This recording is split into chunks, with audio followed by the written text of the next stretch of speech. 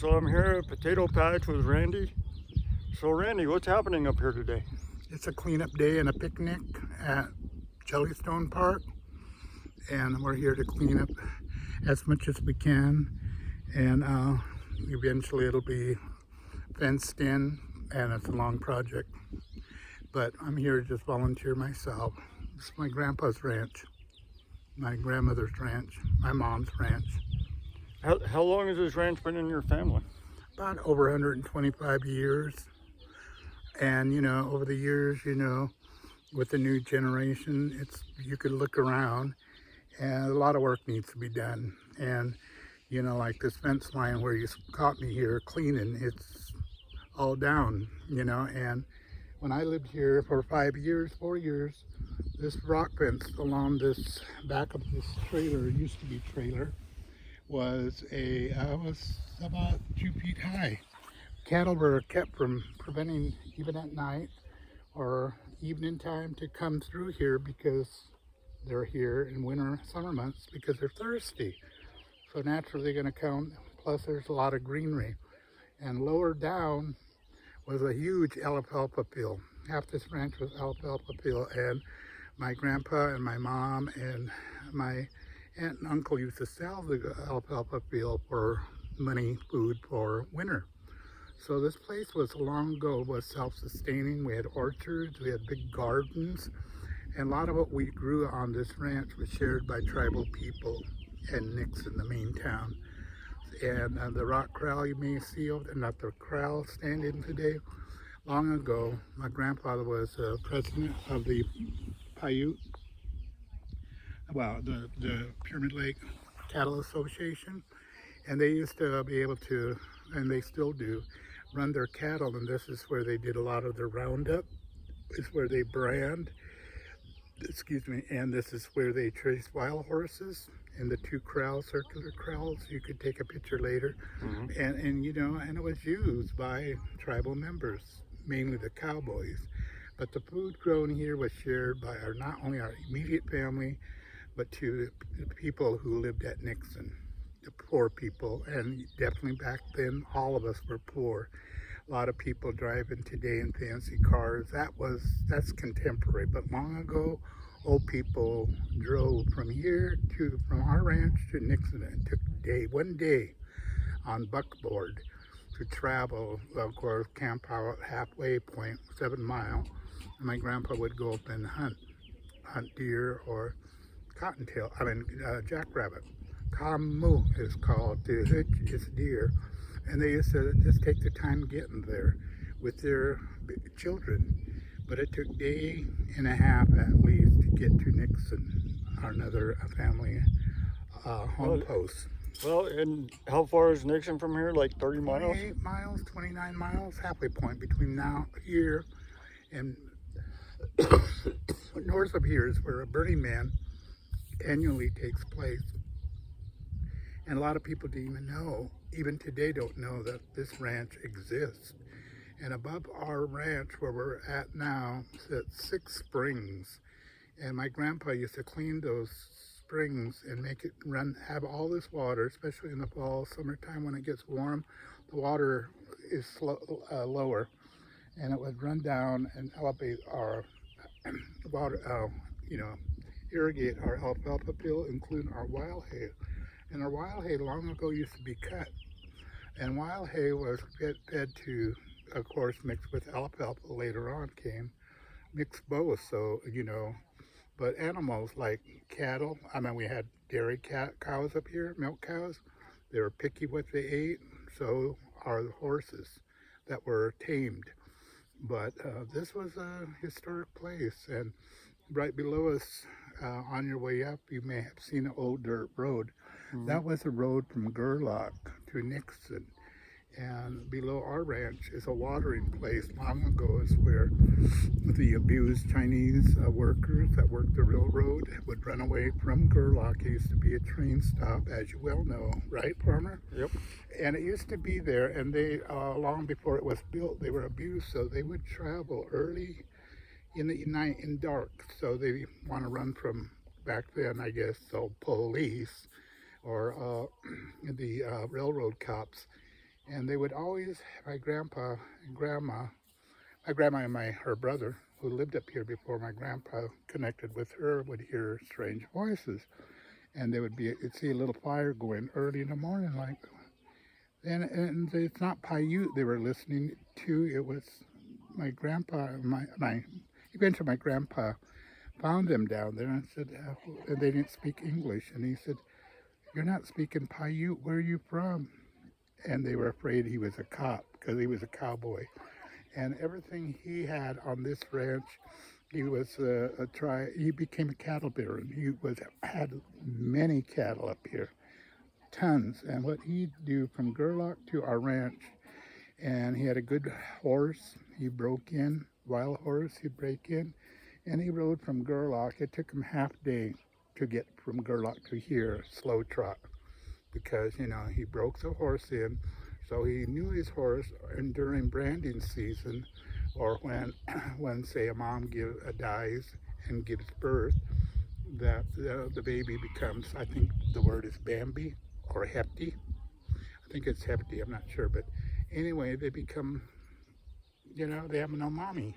So what he did after he connected with my grandma, he would bring him, tie him up front of his saddle horn and back of his saddle horn. And he brought them 2 by 2 up to this place. And eventually, then of course he needed a bull, and he knew what he was looking for. And eventually this ranch didn't have the alfalfa field, but it was wild hay. And he worked where we had alfalfa field, he cleaned it all out with a hoe and a pick and a crowbar and a shovel, getting all the sagebrush down the lower field where once was alfalfa that was grown there. But he did it manually. He had no trailer. And so this ranch means a lot to our family, and it's been in our family at least over 125 years, at least. Wow. And the old road here, I could consider that long before, I think, the road down below us, or they go out to Birmingham, 54, I think it is, or 74, the state highway, what is it? 447. 447. Well, the old road ran above this lake, the Alkali Lake, looking east. Winnemucca Lake was fed by Pyramid Lake. This long before Reno Sparks is what it is today. And the water fed into Winnemucca Lake. And my mother, in the 30s, and before she graduated from the federal boarding school out of Carson City, the Stewart Indian boarding school, that she remembers swimming off of what you would see down below here. They call Grandma's Rock, Pinnacle, and they used to swim, you know, in the summertime. And then she said, my son, I went away and I came back, the water was gone. So, you know, this lake here, like I said, when the flood came, they had no Reno Spark, just the main drag, Virginia, and down to the Nugget, I believe. And my grandpa gambled with all these rich casino owners, and he played cards. But the sad thing there was that his children, my grandma and her grandbabies, had to sit across the street in the back with the black people because they were not allowed to be seen in public and be served in public. So he's gambling, having a good time with all these rich casino owners, Bill Hara, John Esquagas Nugget, you name them. And he gambled with them, and he was good, you know, he was a cowboy, you know, from Gerlach. That's where he came from north, but he was a jackrabbit eater, and he was part Pit River. And so when he met my mom, that story goes that they met, and then he started getting to know my mom, my grandma, and you know what happens after that. Here comes 9 babies. Here comes 9 babies. My mom was one of many. But above us, if you turn around and take a picture up there against that foothill, there used to be a one-story house, a rock house. Up there, where the canyon comes in. Right. If you walk up there one day, you could see a rock house, a foundation, but that was where they were all raised. And, you know, back then they didn't have tractors, cars. And with him being a cattle owner, he was the first tribal member to have a Model T on this reservation. And then, of course, here comes jealousy. like years later.